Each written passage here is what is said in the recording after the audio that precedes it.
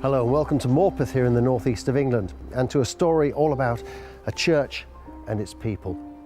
The journey begins way back in the reign of Elizabeth I, when we know from our history books that relationships between the Pope and the monarchy were at an all-time low. And it was from that moment on that the Catholic faith was driven underground. So let's move on a couple of hundred years or so to the mid-19th century, when things already started to look on the up. Things were beginning to thaw, relationships between Rome and the UK were beginning to improve to the point that it looked as though the Catholic faith would be allowed to be embraced once again. So Father Lowe, and this is the first of the heroes in our story, Father Lowe is dispatched, he's a Benedictine, he's dispatched to the northeast and specifically to Morpeth to be the shepherd in the family, if you like. So he has this dream in 1848 to build a church, to celebrate the Catholic faith here in Morpeth, to give somewhere for the people in Morpeth to come and celebrate their faith.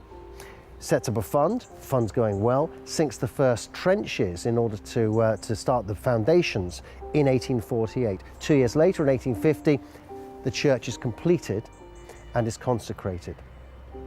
Now, before we go inside, just a thing or two about the church building itself. He recruited Thomas Gibson, the Newcastle architect, who at the time was in his infancy. He went on to design cathedrals after this, but at this point Thomas Gibson was very much a man who knew what he was doing but hadn't been celebrated the country round yet.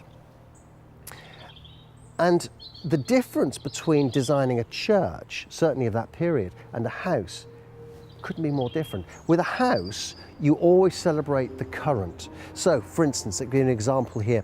If this house is built in the Victorian period, you very rarely see anyone celebrating the Georgian period in terms of design elements. The same with an Edwardian property, you never hark back to Victorian times in terms of the design. But with a church, it can be a little bit different. And what Gibson did here was he built a church in 1850, but had elements of it that stretched back hundreds of years, just to show, and it was almost though he was trying to display the journey that the Catholic faith had taken. In some ways, it's almost like he was building a church that when people looked at it, made it look like it had been here for hundreds of years, even if, as you and I know, the faith would have been driven underground during that time. Canny guy, this Thomas Gibson.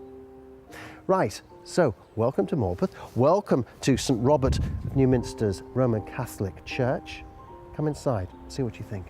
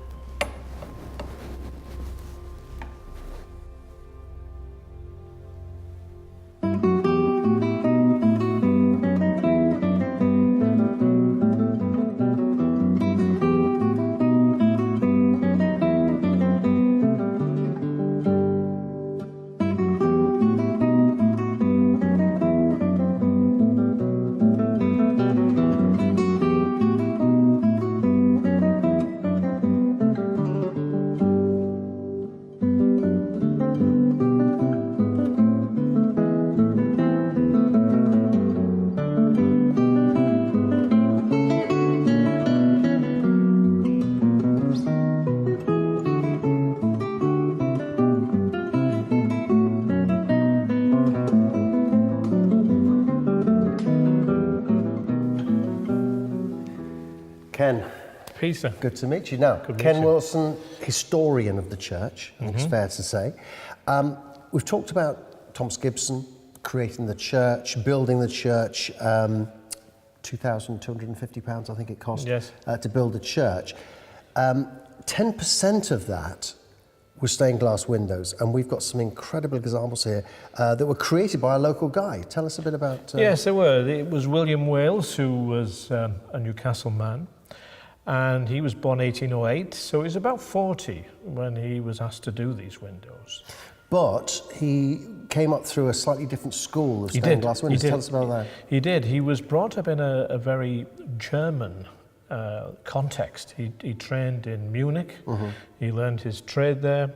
So he has a Germanic style in his windows and in the glass and in the colouring that he uses, which tends to be a lot lighter than you would normally find in stained glass windows. The colours are more vivid, aren't they? It does. They're much brighter. Yes, they are. And a great example of this is this high altar window, which depicts 3 candles. You don't see it initially when you look at it, but you can see the 3 candles, the flames at the top of the candles. Indeed, yeah. And so tremendous colour. Now, this window is particularly relevant to the history of the church because it was bought independently of the other windows, wasn't it? Who paid for this window? This was paid for by a lady called Mary Boot, who was a great benefactress of the church when it was built. And we'll see more of Mary a bit later. And she paid for this in its entirety. And as you said, Peter, the windows as a whole cost £216.13. Well, let's take a look at some of those windows now. Yeah, sure. And actually starting with the one that's just over my shoulder here. The story behind this one, Ken. This is St. Augustine of Canterbury, and he was sent here by Pope Gregory the Great to bring the Catholic faith into this country. And you see him here. I mean, he's portrayed higher in the register, and the scene at the bottom is St. Augustine of Canterbury converting King Ethelbert of Kent, and that happened in about 597. But Augustine was a Benedictine as well as being the first Archbishop of Canterbury, and so the Benedictine link is there again. I mean, I mentioned this in the introduction to the programme, that the church stands as a story about the Catholic faith through an extended period of time. It's not just about 1850 when the church was built. And this is a great example where we see the birth, if you like, of the Catholic faith as depicted in these windows. And I think that's part of the message of continuity, that, if you like, that the Catholic Church has not suddenly reappeared. It has always been there. So this is an example of that. We have St. George in another window. So it's bringing home the essence that the Catholic faith goes way back into the Middle Ages and beyond. Let's take a look at another one of the windows, because this one's got a completely different story altogether and picks up on something that we talked about just now. I like to think there's a sense of humour actually in this. Indeed. Because firstly, tell us who it is in the upper. Well, you've got St. Benedict, and again, another allusion to the Benedictine tradition. St. Benedict bearing a crozier, but in the lower part of the window, within that circular stained glass, you see 4 figures. Now, obviously, we have St. Benedict seated, talking to the other 3. He's the one in the green, obviously. He's got the green. The green. Okay, take them from left to right. So the gentleman that's on the extreme left. On the extreme left, we have Philip Haggerston, who was a benefactor of the church as well, and who had died shortly before the church was built. Next to him is Father Lowe himself. And Father Lowe, as we know, is the person who created the church. The whole thing. Built it, yeah. George Augustine Lowe. Next to him is an image of Mary Boot, who, as we learnt just now, was a benefactor. She built she paid for the high altar window, and so she's depicted in one of the stained glass windows. And she is, and I think this is where the humour comes in, and I think Father Lowe was said to have a good sense of humour, because it would appear that Mary Boot has a halo. If you look closely, it in fact is the top of a window, but he did regard her as one of the main beneficiaries to the church, and he often paid a lot of regard to that.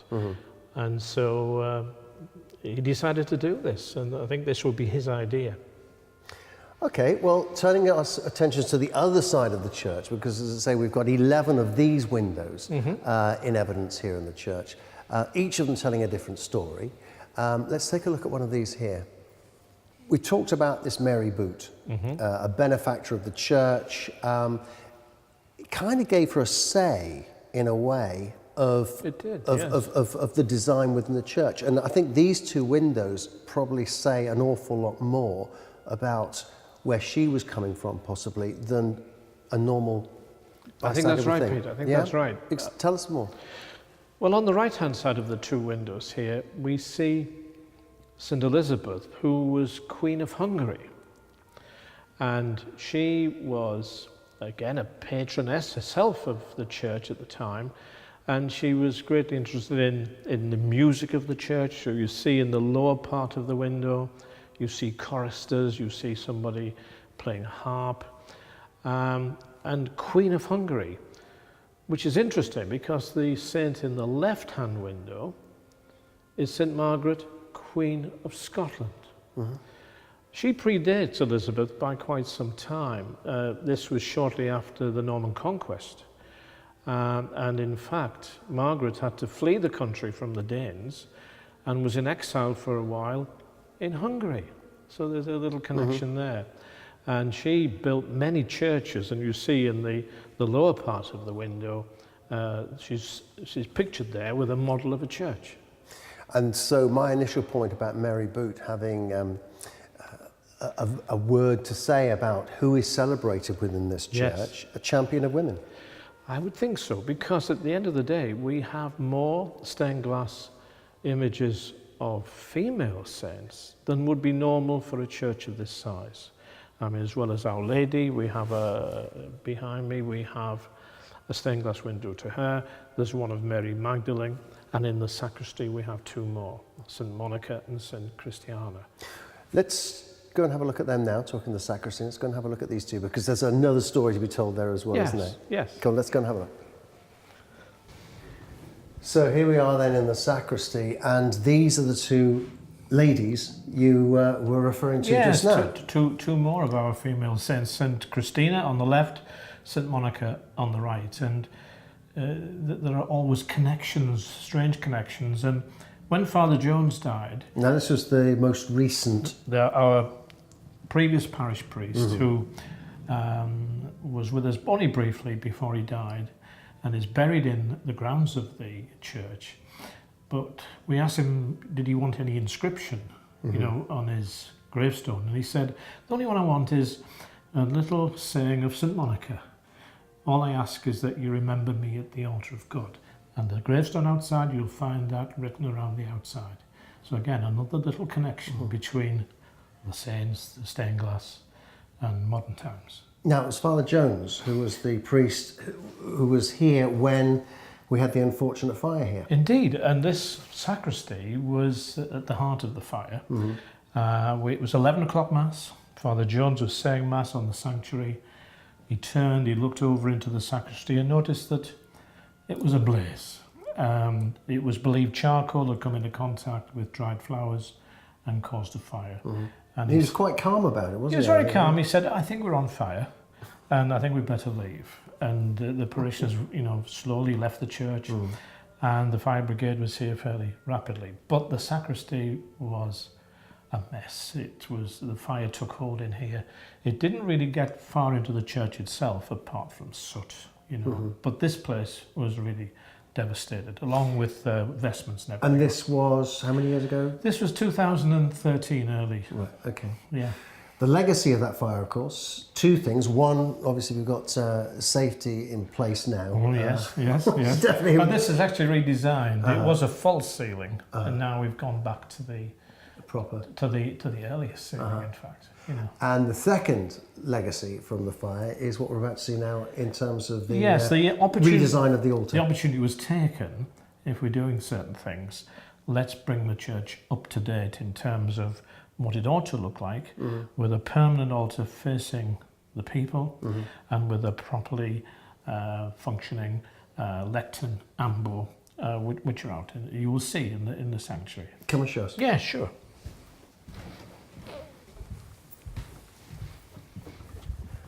Oh, now hang on. Before we go up to the altar, I just want to talk about this. This is beautiful. Tell us a bit about this statue. She is beautiful, isn't she, Peter? This is a statue of Our Lady, shown as Queen of Heaven, bearing a crown, carrying a scepter, and the baby Jesus holding an orb, all the symbols of kingship and royalty. But the statue is particularly beautiful. And interesting. Made of?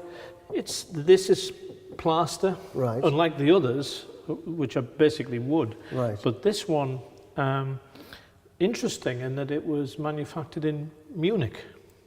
So, which is where the windows were so William originally Wales designed. trained in Munich. Yeah. Maybe I don't know, maybe he knew He somebody knew in Munich. someone. But this is a particularly beautiful statue. And it complements the one on the other side of the sanctuary, which is Christ the King. So we have two statues that bring out the, if you like, the kingship of Christ. And here, Our Lady is Queen of Heaven. It's beautifully made, isn't it? The It is. detail is spectacular. It's gorgeous. Right, let's continue our journey onto the altar area where you can take us through some of the changes. So, correct me if I'm wrong, but originally this whole area then would have been the altar area with the altar rails down here. Yes, this would have been an empty space at one time, Right. with Mass being said on the high altar, Right. with the priest with his back to the people. So this area here is all new. This is as a result. We did have of a the fire. temporary altar here with priests saying Mass facing the people, but the opportunity was taken to install a permanent altar, and this is it. Tell us a little bit about this, because I know there's an inscription on the other side at the moment. This was introduced, what, 2013? This 2013, it was consecrated by the bishop in June of that year, and its design was largely to reflect what we know about the construction of Newminster Abbey. As you know, the church named after St. Robert of Newminster, and so we see the arches of the design as they would have been in the Abbey brought into the design of this new altar. So you have these wooden supports with the stone altar on the top. And then buried within the base of the altar, relics of three saints. St. Bernadette of Lourdes, St. Anthony of Padua, and St. Maria Goretti. Sadly, we don't know whose relics are in the main altar. There's no record. But we thought it was a good idea to put a plaque on the front of the altar so that future generations would know the relics of which saints were actually encased in this altar. Okay, let's move forward, because there's something else I want to ask about up here. Yeah. Now these can originally, I mean, these are obviously angled here, were in a straight line across the front Indeed, of that area. across the sanctuary at the front. Okay, they've been obviously remodeled to be able to serve purpose here. Made, designed by someone who actually is very famous for something that people around the world will be familiar with. Yeah. This is the work of Sir Giles Gilbert Scott, and he obviously worked in ironwork. Some of his work you would find in the Anglican Cathedral in Liverpool, but most remembered for the K2 telephone box, the red box that we're all so familiar with. Around the world? Around the world was his design. Wow. But we preserved them and brought them back here, not only because of that connection, and they are beautiful things, but also these gates are a war memorial. They were built, created in memory of those men of the parish in Morpeth who were killed in the First War. 43 of them who were commemorated and named in the porch of the church as you come in. Wow. So this is a war memorial. And all from a small number of families. Indeed, yes. I mean, you'll find, I think 17 of the 43 from a handful of families, including 4 Daltons. Very tragic when you look at it, to realise how many people in one family, how many men went out to the Great War and never returned. There's some significance as well with this built into the high altar here. This is the pelican. Yes, yes, it's fascinating that. Why a pelican? Yeah, not a lot of people really are familiar with the story of this, but the pelican tradition had it that if she was struggling to feed her young, she would deliberately enter into her own skin, her own body, draw blood, and feed the young with her own blood. Hence the significance. And so when you think about it, yes, and the analogy with the Eucharist, and the act of self-sacrifice, and body and blood being given for her children. And when you think about it in those terms, you can understand what otherwise looks a little bit odd, that there is a connection as to why that makes sense. We mentioned the First World War, the significance here. Let's just pop down to the other end of the church, because I know there's some other people who, as a result of war, were brought to the parish and now form part of the body of the church. Indeed, yeah. So Ken, the altar rails, the high altar rails, a memorial to those that lost their life in the First World War. We move on to the Second World War, and here in Morpeth, we had an influx of Polish and so on during the course of that time, didn't we? Many people from Eastern Europe, in fact, Ukrainians as well, and other nationalities, but primarily a Polish community. And they sort of set up in, what was it, a disused airfield or something? Yeah, it was up at the Morpeth Common, and it was called the crash camp sometimes. And they formed their own community up there. But over time, I mean, the two communities really hit it off together. And surprise, surprise, there were marriages. The two communities came together in many different ways. Well, I was saying, it wasn't just the communities physically, it was their faith coming together, because the Polish Catholic faith, slightly different to this version of the Catholic faith. Well, in terms of, yes, I mean, it came together. There was a commonality in terms of the Latin Mass, for example. But they came together, and for a while, they were separate in some senses. There was a Polish Mass was said here for quite some time.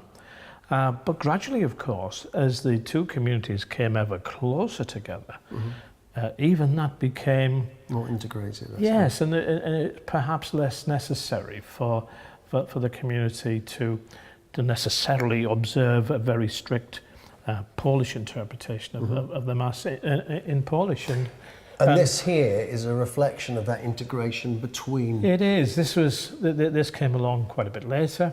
It's the sometimes called the Black Madonna. It's Our Lady of Czeskowa. I hope my Polish friends will forgive my pronunciation of that. But in some ways, it perhaps symbolises that the sense of two communities is coming to an end. It's now one community, integrated. They are Morpethians, and they are Catholics. And this, I think, is an acknowledgement, though, that for all those in the Polish community who had arrived here, who lived here, who had married here, who had children here, and are now very much part of this integrated community. Very much all about integration. It's very much about the organic growth of this church as a building, where we started off life in 1850 and we moved through with various things, some of them forced onto us like the fire and so on. One last thing that we want to just talk about, which is upstairs. So if it's all right, if you want to lead the way, I want to pop upstairs.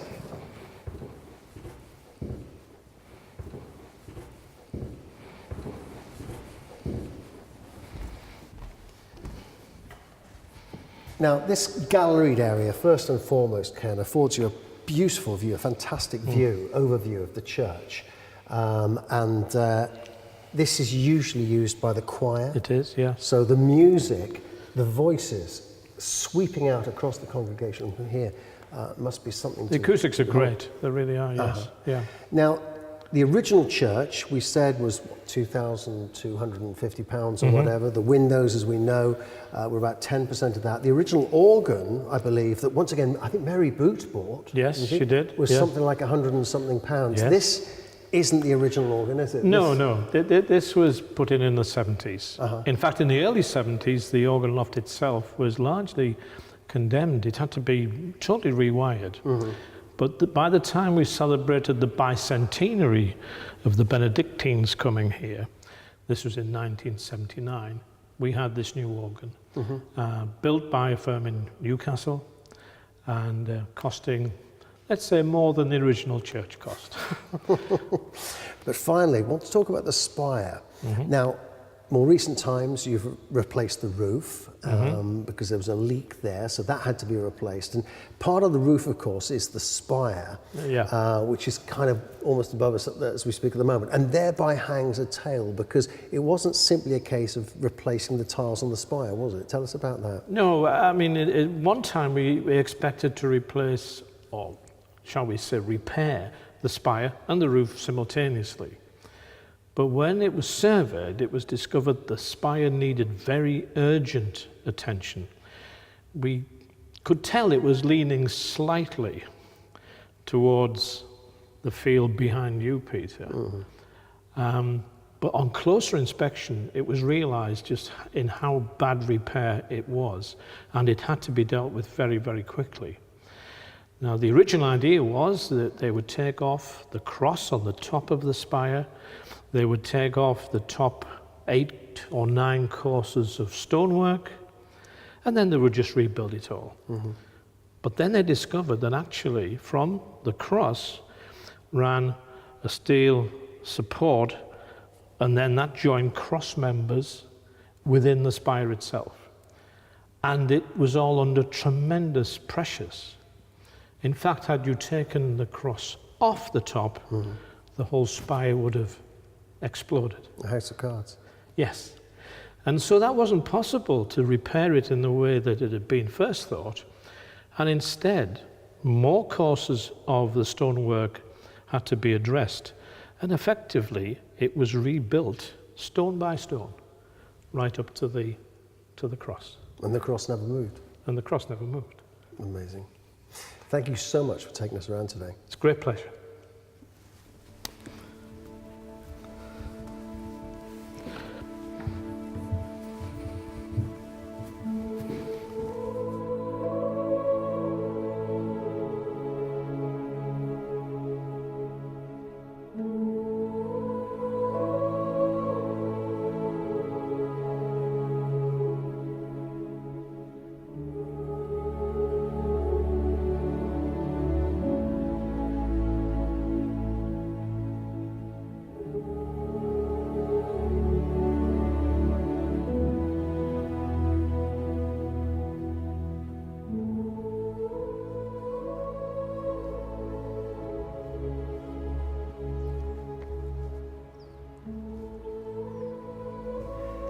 You know, I mentioned at the beginning of our film that the original architect, Thomas Gibson, had created a church that was a reflection of what the Catholic faith had gone through here in the Northeast over hundreds and hundreds of years before it was even built. And I think, you know, we just heard from Ken about the sorry state of the spire and the lengths they went to repair the spire above the church. And I think that in itself gives us a rather strange association with the Catholic Church, because if you think about it, all the repairing that went on to the brickwork, the stonework and so on that spire that went on over a period of time, but at no time was the cross ever not in place during that building work. It's the Catholic faith all over again. Thanks for watching today. I hope you've enjoyed going around St Robert's. And if you ever find yourself here in the UK, head for Newcastle. You'll find Morpeth, second turning on the left. You're always guaranteed a warm welcome here. We'll see you soon, I hope.